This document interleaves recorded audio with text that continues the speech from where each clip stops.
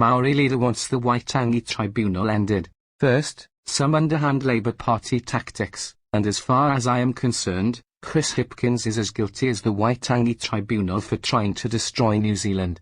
He should be kicked out of the Labour Party. The 19th of January 2023, Jacinda Ardern announces her juice tank is empty, and will therefore depart her sinking ship. The 25th of January 2023, Jacinda officially resigns and Chris Hipkins becomes the Prime Minister of New Zealand. The 1st of September 2023, Associate Minister of Maori Development Nanaia Maha to announce that Maori Land Court Chief Judge Karen Fox has been appointed as the new chairperson for the Waitangi Tribunal for a period of 5 years. The 2nd of September 2023, the Labour Party campaign kicked off and the Prime Minister Chris Hipkins announced that he was in it for you.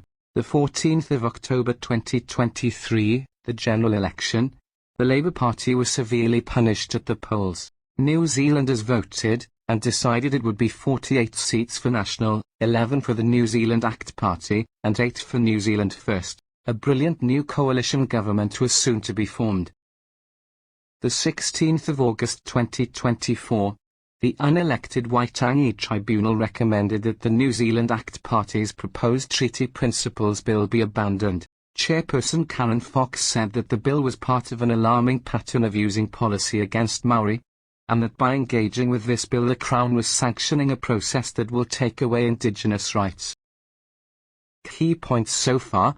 1. On the 1st of September 2023, a day before Labour started their election campaign, and at a time when Labour were fully aware their days in government were numbered, they went on nonetheless to appoint Maori Land Court Chief Judge Karen Fox as the new Waitangi Tribunal chairperson for 5 years. In essence, Labour were stacking the deck in their favour to ensure clandestine control when they lost the election. 2. Waitangi Tribunal chairperson Karen Fox's non-elected interfering announcement on the 16th of August 2024 implies that Maori are indigenous to New Zealand. This is incorrect and totally false. Maori are definitely not indigenous to New Zealand. I have to say, when are Maori going to stand on their own 2 feet? But these are not my words. They were spoken by the great Maori chieftain, David Rankin, a part Maori with Mana, and a direct descendant of Whangareitim. David Rankin is leader of the largest Maori tribal group in New Zealand, the Ngāpuhi. Here's what David Rankin has to say about the Waitangi Tribunal.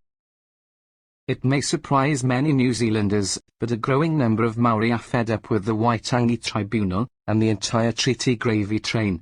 There is a stereotype of Maori collecting millions of dollars in settlement money and living the easy life, but the reality is very different. Here are a few facts.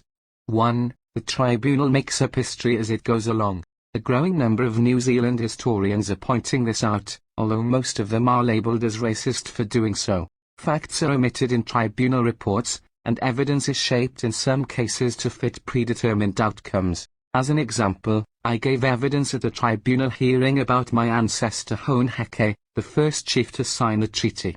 However, because the oral history of our whānau did not fit with the tribunal's narrative, my testimony was excluded.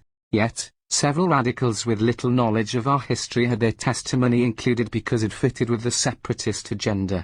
This leads to point 2.